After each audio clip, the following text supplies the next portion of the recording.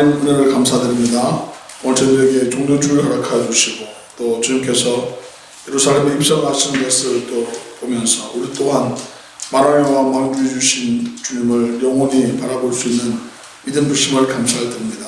고백한 것처럼 천지의 창조주이시고 우리 아버지 되신 하나님께 또 예수 그리스도께 성령님께 우리의 마음을 집중하여 예배하기 원하오니 하나님 저희들의 예배 가운데 임재하셔서 하나님 영광 받아 주시옵소서. 예수 그리스도 이름으로 기도합니다. 아멘. 하나님 앞에서 앉아서 우리 회개기도 할 텐데요. 우리 죄를 좀 자백하며 회개하기 원합니다. 죄는 하나님의 뜻을 벗어나서 행하는 모든 것들은 죄입니다. 그래서 우리 죄를 자백할 때 하나님 나를 정결케 하여 주옵소서. 예수 그리스도의 볼을 덮어 주옵소서. 회개기도 우리 입술을 열어서 기도하겠습니다. 기도합니다. 예수 그리스도의 보혈의 능력으로 저와 여러분의 모든 죄가 사함받았습니다. 아멘. 네, 한 주 잘 지내셨습니다. 오늘 말씀은 사실은 성만찬 관련된 말씀이죠. 성찬식도 같이 했어야 되는데 성찬식에 있어서 떡과 포도주의 의미가 무엇인지 혹시 아시나요? 당연히 다 아시겠죠, 여기 계시는 분들은. 근데 오늘 말씀에 보면요, 22절에 보면 그들이 먹을 때에 예수께서 떡을 가지사 축복하시고 라고 되어 있어요. 이 떡을 우리 밥 먹는 거 말고 또 다른 떡이잖아요. 디저트를 먹을 때 떡을 먹고, 아니면 어떤 분은 주식으로 떡을 먹는 사람은 그렇게 많지 않을 것 같아요. 근데 떡이 이제 먹는데, 사실 떡이라고 번역되어 있으니까 우리는 어떤 생각을 하시게 되냐면, 밥은 따로 먹고 지금 떡이라고 생각하잖아요. 하지만 정확하게는 이제 빵이죠. 이스라엘 예수님 드셨던 것은 한국식 떡은 아니에요. 떡이나 뭐 이런 우리가 알고 있는 이런 떡이 아니라 가장 그 당시에 지금 말하자면 먹을 때 먹던 떡 중에 하나를 이제 주님께서 들으셨다는 거죠. 아주 중요한 의미가 있다고 생각합니다. 지금 말하자면 안 먹는 게 아니라 늘 먹는 주식. 그래서 약간 이제 리버럴한 신학자들은 또 약간 이제 진보적인 사람들은 우리는 떡이라고 번역하면 안 되고 밥이라고 번역해야 된다 이렇게 주장하는 사람들이 있어요. 포도주 우리는 지금은 포도주 마시는 사람들 많지만 사실은 이제 그 기독교 교회에서 포도주를 마시는 사람들이 일반적이지 않지만 지금 말하자면 예수님 시대에는 이 떡과 지금 말하자면 빵과 포도주가 주식이었어요.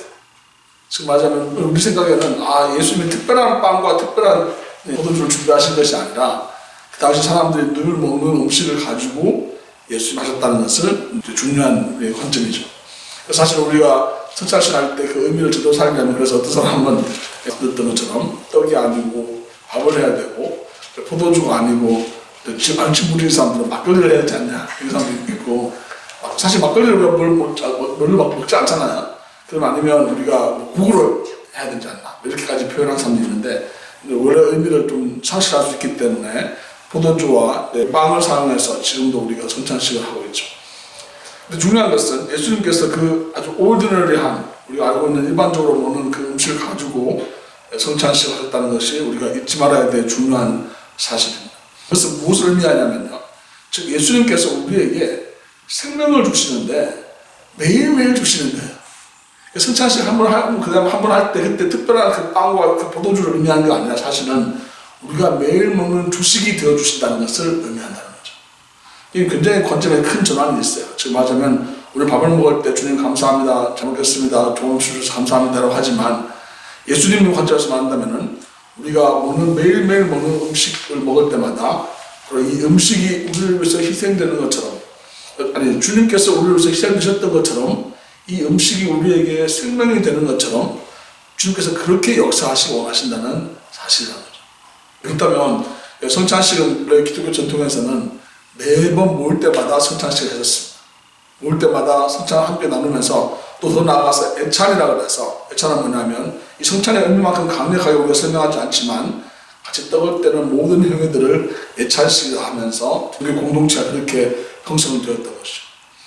지금도 우리 한번 다 학습했는데 업스테이트 뉴욕에 제가 늘 말하던 그 브루도프에 가면 매번 식사할 때마다 350명이 다 같이 점심 때 다 같이 모여가지고 식사를 하는데 항상 같은 형식으로 하는 거 아니에요. 어떨 때는 어떤 한 명이 찬양을 하고 어떤 분이 기도하고 어떤 분은 말씀을 읽고 하면서 그 한 시간이 안 되는 그 한 45분 정도 되는 시간, 식사 시간을 풀리 하나님께 올려드리는 예배의 시간이 되는 것을 보게 되죠.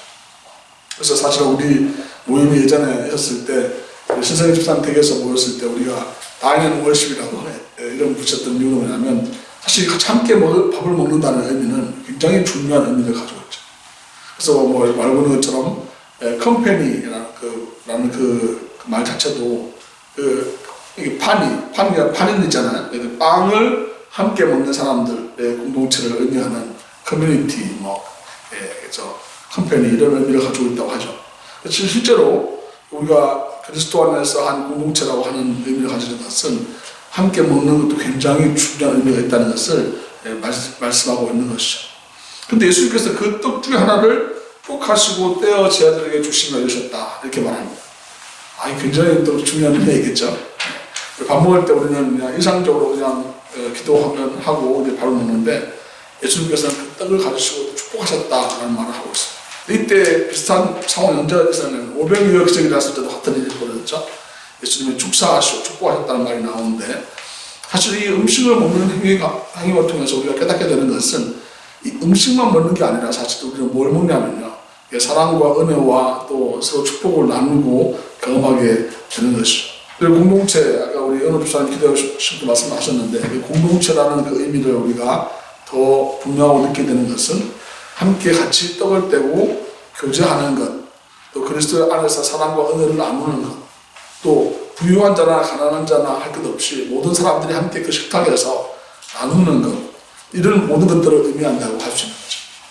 근데 사람들은 사실은 이게 개인주의가 되면서 말이죠. 개인화되면서 사실 그 개인화된 자기의 음식이나 자기가 먹는 이런 것들이 다른 사람들과 이제 구별되기 시작하고 나는 더 많이 가지고 더 많이 먹고 더 비싼 것도 좋은 거 먹으려고 하는 사람들도 있고 그렇지 않은 사람도 있잖아요. 이 함께 먹는다는 의미는 단순하게 그냥 예수님께서 그냥 같이 모여서 그냥 밥 먹자 이런 의미보다는 더 큰 의미는 아까 말씀드렸던 것처럼 모든 사람들이 함께 그 식탁에서 하나님 앞에서 동등됨 또 하나됨 서로가 서로에 대한 그런 마음과 생각들이 열리는 것을 의미합니다. 왜 그런 말 하잖아요. 자기가 마음 불편한 사람하고 밥 못 먹는다고 하는 말 하잖아요. 왜냐하면 사실 함께 먹는다는 것은 생명을 나누는 것이고 이 말씀에 따르면 예수님께서 우리에게 생명을 주시는데 한 피보다 한 몸 이룬이라는 표현을 하잖아요. 그것처럼 예수 그리스도 안에서 우리가 하나님을 다시 느끼게 되는 것을 보게 됩니다. 또 잔을 가지사 23절 말씀입니다. 감사기도 하시고 그들에게 주시니 이를 다 마시매 이르시되 이것은 많은 사람을 위하여 흘리는 나의 피 곧 언약의 피니라. 이게 또 진짜 의미 있다고 생각해요. 그러니까 잔을 먼저 주기 전에 설명하신 게 아니라 이미 마신 다음에 예수님이 말씀하시는 거죠. 감사기도 하시고 그들에게 주신 다음에 다 마시매 이르시되 많은 사람을 위하여 흘린 나의 피 곧 언약의 피니라. 먹고 왔는데 갑자기 이 목에 피라는 거예요. 놀라게 만드시는 게 아니라 사실은 그들이 먹고 마시는 그 모든 행위가 즉 말하자면 너희들에게 주어져 있는 이 생명이 이 십자가에서 내가 몸이 찢기고 피를 흘림으로 내게 주어진 생명이라는 것을 말씀해 주고 있는 거죠. 제가 아주 좋아하는 노래 중에 홍순관 씨가 예전에 한번 불렀나요? 제가 살 한 톨의 무게라는 노래가 있어요. 살 한 톨의 무게라는 검색하면 나오셨는데 살 한 톨의 무게가 얼마나 될까 세어봤더니 그 살 한 톨의 무게는 농부들이 엄청나게 땀을 많이 흘리는 무게고 지구의 무게, 우주의 무게고 이렇게 아주 광활하게 설명을 하는데 정말 그렇죠. 사실 우리는 그냥 음식을 먹지만 그 음식이 우리 식탁까지 오기까지 사실 수많은 사람들의 노력과 또 하나님이 만드신 그 자연 안에서의 자라남과 또 사람들에게 베풀어질 수 있는 준비되는 모든 과정들 또 운반 과정들 또 사람들의 조리하는 과정들 우리는 반찬가게에서 쉽게 사 먹을 수 있지만 또 사실 실제로 우리에게 주어져 있는 그것은 어마어마한 에너지가 거기에 들어갈 수 있는 거죠. 사람들이 우리가 몰라서 그렇지 그 가치는 엄청난 것이 될 수 있죠. 우리는 고등어 한 마리에 5불, 10불 한다고 하면 우리는 그 고등어 한 마리의 가치 생각할 때 그게 5불이라고 매기지만 사실 그 가치는 우리가 생각했던 것보다 훨씬 어마어마한 가치가 될 수 있다는 거죠. 그렇다면 하나님께서 그 키우시는 시간, 또 운반하는 것, 요리하는 것, 가져오는 것, 또 설비하는 것까지 다 한다면 그 하나의 그 생명이 또 우리에게 주어지고 희생되어짐으로 우리가 생명력을 얻게 되는 이 모든 과정들이 즉 하나님의 섭리와 계획이라는 것을 말씀해 주고 있는 것이죠. 그러면서 주님께서 25절 말씀에 진실로 너에게 이르노니 내가 포도나무에 난 것을 하나님 나라의 새 것으로 마시는 날까지 다시 마시지 아니하리라 하시니라. 이게 도대체 무슨 말인가? 사실은 그 포도주를 더 이상 마시지 않겠다고 하는 것, 포도주를 난 것을 마시지 않겠다고 하는 예수님의 이 선언은 예수님께서 그 이후에 그가 겪게 되시는 고난에 대하여 설명하고 있는데요. 또 아이러니하게도 16절에 보면요. 그들이 찬미하고 감람산으로 가느라 이렇게 제자들은 아직까지 뭣도 모르고 있는 거예요. 이게 무슨 말씀인지. 심지어 성찬식을 했음에도 불구하고 성찬을 받았음에도 불구하고 예수님께서 죽으시고 또 피 흘리심에 대한 의미를 계속 들었음에도 불구하고 그게 무슨 뜻인지도 모르고 그냥 찬미하고 그냥 따라서 감람산으로 간 거예요. 그러니까 다시 예수님께서 제자들에게 말씀하십니다. 너희가 다 나를 버리리라. 예수님께서 다 알고 계셨죠, 당연히. 계시면서 제자들이 여전히 깨닫지 못하는 것에 대하여 말씀하셨는데 이것이 기록되었기 때문에 나중에 후대에 알게 됐지만 사실은 이것 이전에 스가랴 13장에 있는 말씀을 한 번 더 예수님께서 언급하고 계십니다. 내가 목자들을 치리니 양들을 흩어지리라 하셨습니다.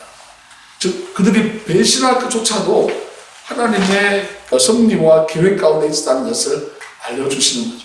사실 이것은 굉장히 놀라운 메시지예요. 왜냐하면 사실 주님은 우리가 또 죄를 지을 것을 알고 계시잖아요.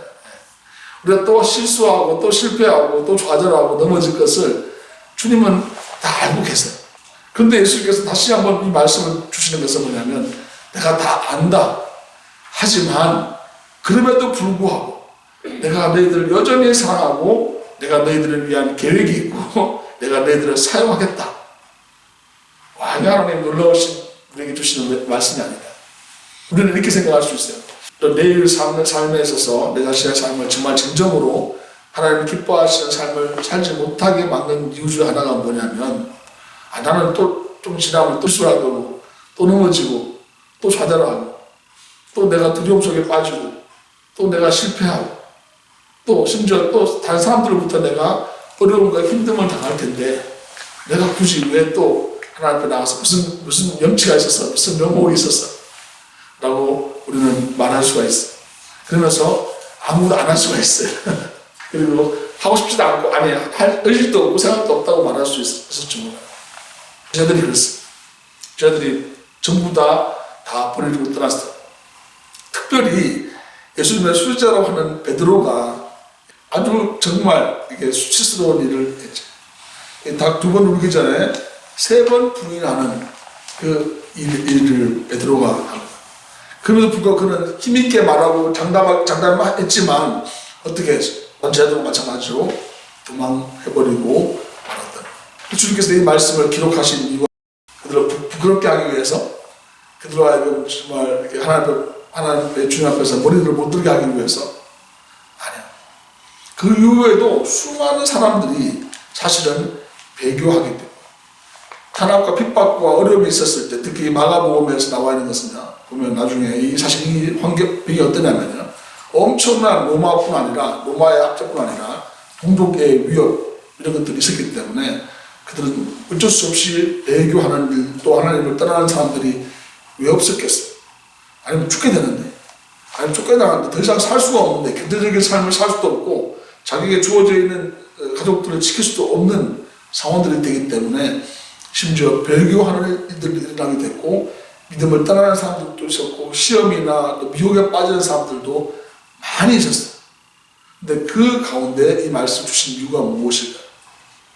하나님께서 이미 다 안다는 거예요. 그런 상황들에 대해서. 다시 돌아올 것에 대해서 말씀하시고요. 또 그럼에도 불구하고 그들이 쓰임받을 수 있는 사람들이고 그럼에도 불구하고 주님께서 다 아시고 그들의 연약함에도 불구하고 성령께서 그들에게 임하게 되었을 때 성령께서 그들의 삶에 말씀하시게 되었을 때 역사하시게 되었을 때 그들을 통해서 하나님은 그 이후에도 역사하실 수 있다는 것에 대해서 말씀해 주고 있는 것이죠. 가족과의 관계에서나 또 다른 사람들 관계에서 마찬가지잖아요. 우리가 정말 진정한 용서를 경험하고 있는지 여러분 지난주에나 한 주간 지나면서 혹시 용서를 경험하신 적이 있나요? 가까운 사람에게 혹시 자기 자신에게 용서를 한번 생각해 본 적이 있나요? 사실 우리 마음속에는 용서하고 싶지 않은 마음이 많이 생겨요. 왜냐하면 내가 당했거든, 내가 힘들었거든요. 내가 고통스러웠거든요. 놀라운 것은 하나님께서 우리에게 이 말씀을 주시는 것은 예수님께서 우리가 받아야 될 모든 용서, 또 우리가 또 다른 사람들 용서해야 될 모든 용서들을 다 감당하실 수 있을 만큼 모든 죄를 다 도말하셨고 모든 죄에서 자유케 하셨다는 거죠. 그러면 우리에게 주어진 놀라운 축복과 은혜는, 하나님께서 우리에게 주시는 그 놀라운 은혜는 예수 그리스도를 통해서 이미 완성되었다는 것. 이 십자가와 부활, 즉 예수님께서 내가 대신 죽고 내가 대신 죽음으로 말미암아 내 모든 피를 통해서 내 모든 몸이 다 희생되어 주시고 죽음으로 말미암아 너에게 새로운 몸, 새로운 피가 주어졌다는 것을 말씀해 주고 있는 것이죠. 저는 정말 너무나 감사하게 살 수밖에 없는 것이, 제가 저번에도 말씀드렸던 것처럼 뇌종양에 걸렸을 때 저한테 그런 깨달음이 하나 주셨어요. 무슨 깨달음이냐면, 제가 그 뇌종양으로 이제 의식이 없었을 때, 일주일 동안 있었을 때, 제 고향 교회에서 정말 기도 이어달리기 24시간 교회에 오셔가지고 계속 기도해 주시는 기도 릴레이를 주셨거든요. 근데 그 기도 릴레이 받고 또 그뿐 아니라 수많은 사람들이 저를 위해서 기도했겠죠. 제 친구들은, 제가 A형인데 교회에도 광고했더니 수십 명이 또 신선한 피를 제공하기 위해서 제가 대구에 있었는데 그때 대구까지 와서 헌혈을 하고 바로 그 자리에서 넣고, 그래도 이게 안 돌아오니까 혈소판을 원심기에다가 돌려서 돌리면 그것만 또 따로 모아서 집어넣는 걸 3명이 했습니다. 이제 아직도 기억나는데요. 저를 위해서 헌혈했던 이제 제 친구 동기 그 이야기를 제가 들으면서 정말 피를 수혜받았잖아요. 제가 제 자신의 삶이 더 이상 저를 위해 살 삶이 아니라 사람들을 위해 살아야 될 당연한 이유가 생긴 거죠. 얼마나 감사한지. 그러면서 또 깨닫게 된 것은 뭐냐면, 그때 저를 위해서 기도했던 그 기도가 병에서 빨리 회복되고 몸이 좋아지를 위한 기도도 있었지만, 하나님께서 놀라운 것은 그 기도를 통해서 하나님께서 저에게 지금까지 살아갈 수 있는 놀라운 힘을 주셨구나 라는 생각을 하게 됐어요. 뭐 때로는 힘든 일이 생길 수 있잖아요. 어려운 일이 생길 수 있고 눌릴 수 있는데 제가 눌리지 않고 미안하지만 힘들지 않고, 힘들다는 말하거나 어렵다는 말함 자체가 별로 저한테는 의미 없고, 그냥 정말 너무나 부족하고 연약함에도 불구하고 하나님이 저를 사용하시는 걸 보면 진짜 너무 놀라운 거예요. 그때 제가 엄청난 기도, 물론 부모님도 기도하셨지만 엄청난 기도를 받았구나 라는 생각을 하게 됐어요. 제가 지난주에 어떤 연세 드신 원사님을 신방 갔었는데 제가 담대하게 이렇게 말씀드렸어요. 원사님, 많이 힘드시고 어려우신데 지금 많은 분들이 기도하고 계시잖아요.